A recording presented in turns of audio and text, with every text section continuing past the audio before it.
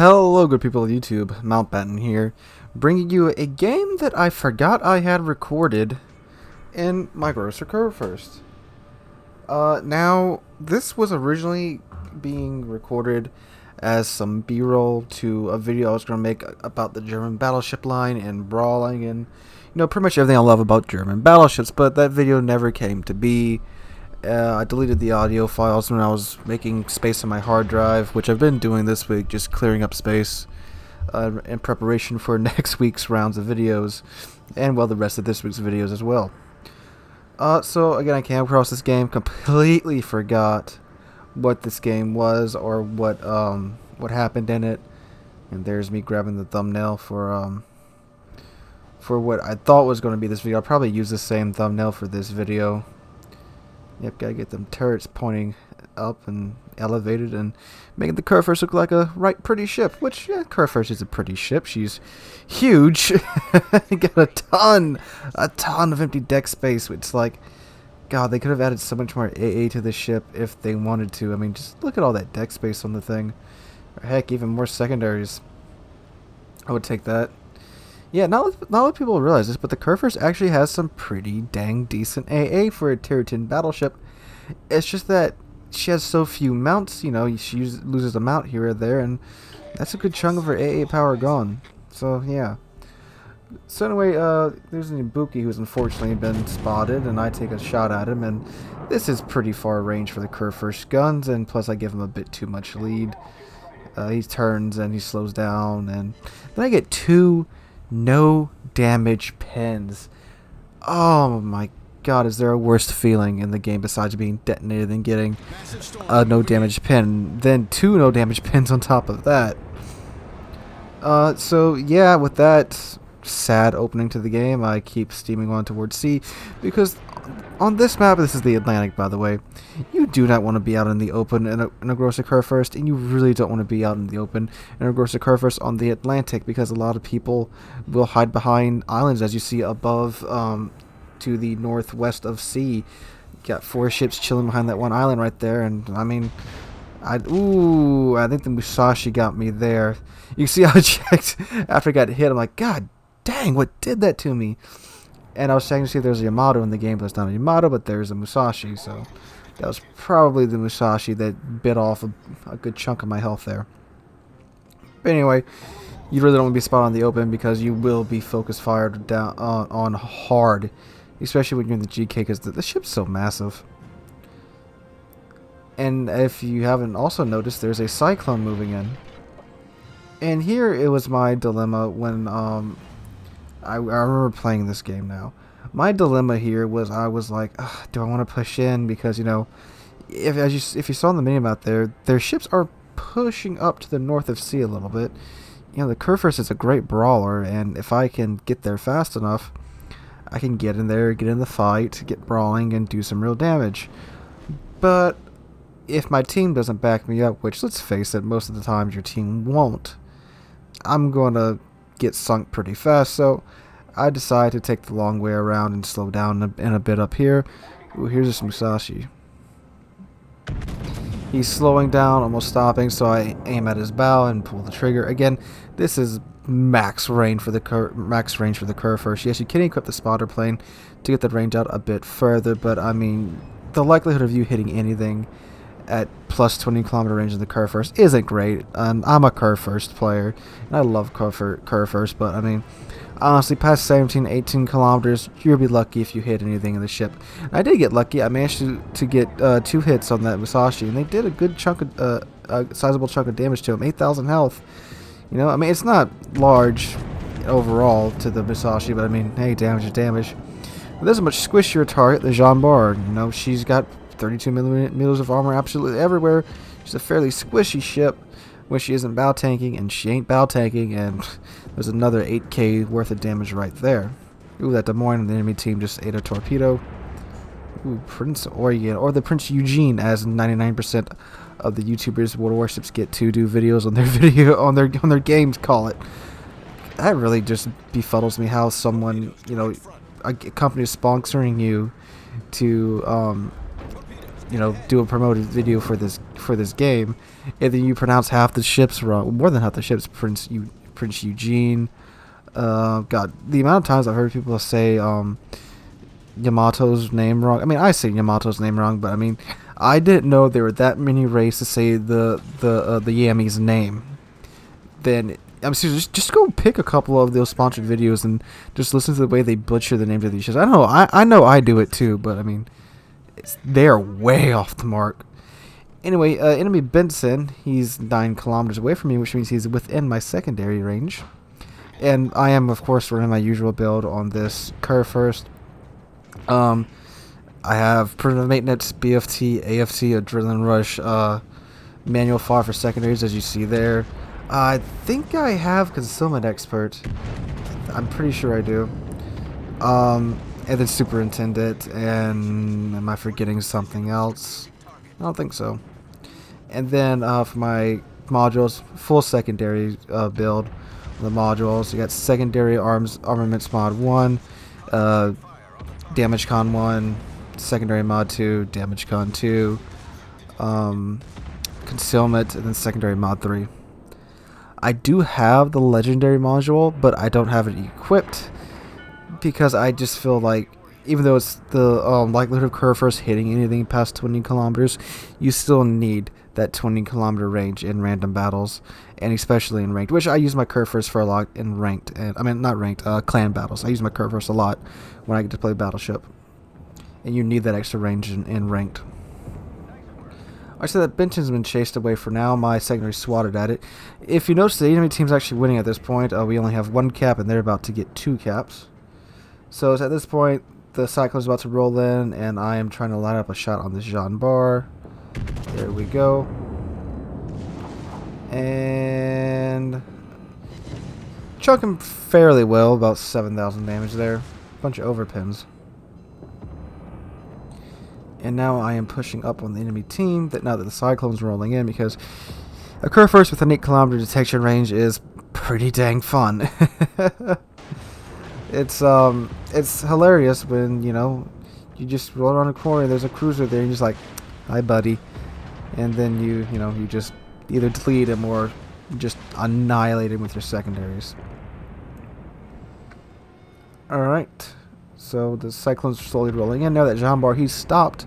I'm not sure if he pulled a tactical Natsu here or what, but he stopped pretty fast. He might have his engine boost going.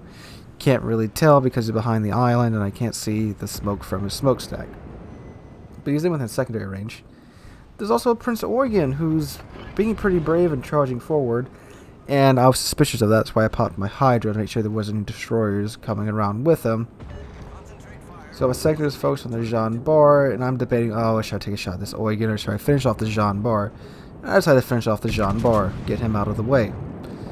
Goodbye, Tier 9 premium battleship with 22-second reload on the main battery guns. Hello, Prince Oregon. Now, Prince Oregon decided, it'd be in his best interest to leave, which is probably true. My sectors are tearing into him. And I'm just waiting for my guns to reload, like, oh man, I can completely delete this guy. Take a nasty hit from him there, 9,000 damage. Again, not a lot overall in curve for his health, but I mean, hey, it's more damage than I would have liked to take from that shot. Take a shot at him, full broadside, and 19k. I love this thing so much. My sectors are still chewing away at him when he gets outside of detection range because of the cyclone. Oh, but hey, Benson. Benson's also turned in to me. I'm assuming to get away from the Shimakaze a bit faster. But all that has done is basically trapped him within my sonar range. There's his torpedoes. And the Shimakaze, well, the Shimakaze did chew through his health, but the Shimakaze actually just sunk the Prince Oregon, and the friendly Des Moines sunk the Benson. Okay, so the Prince Oregon's gone. Benson's dealt with. Not a whole lot else was spotted near this cap. But at the time, I believe I didn't know the Prince Oregon got sunk, so I was still kind of pursuing him. So let's take a look at the situation as far as the team goes. We have 2 caps, enemies 1, and we're down 3 ships. They're down 4 ships. Okay, it's pretty close game still. We have a slight advantage in points and in ships, but there's something in the sea cap. And I'm detected. Hey, look, it's a Des Moines. And I click on him for my manual secondaries to focus on him. Try to squeak some shells over the top of that island, and wow, they actually connected. That surprised me. So Des Moines down to 3,000 health. And there's actually another Des Moines shooting at him. They're both bow tanking the AP. They're AP shells. And the friendly Des Moines switching over to HE because the AP wasn't getting the job done. And surprisingly, the enemy Des Moines tanks the HE shells too. Tanks the HE shells too. He's burning up quite nicely, and there he goes. Alright, so now we have effectively secured the sea cap. Apparently there's an enemy battleship out there that took a pot shot at our Des Moines. And at this point, if you notice at sea, it's kind of a stalemate. We have 5 ships there, and, well, the last spotted enemy ships, there's about 4 ships within range of B.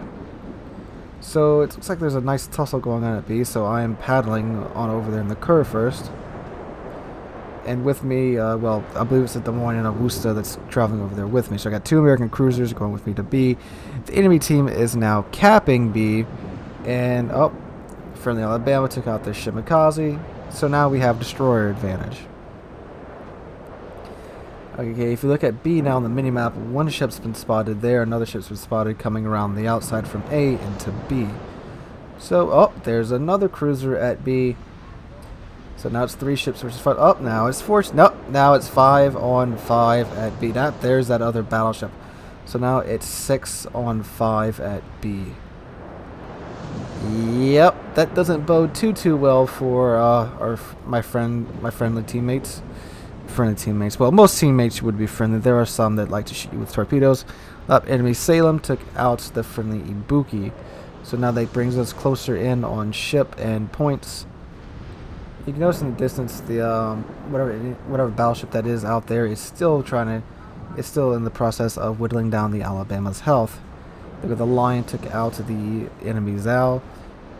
Enemy Curvers took out the friendly Megami. We keep going back and forth. This game is still close, still undecided. Enemies capping B once again, so we're only getting the points influx from 1 cap up. Ibuki took out the Salem. We're still going back and forth.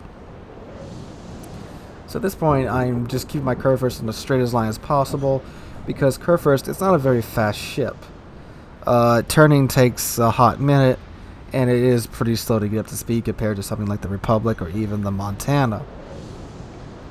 There's an enemy battleship that's about to come within my detection range. It's the Bismarck, Tier 8 German battleship. I tried to click on him so my secondary could at least shoot at him, but he went undetected again. And there he is again.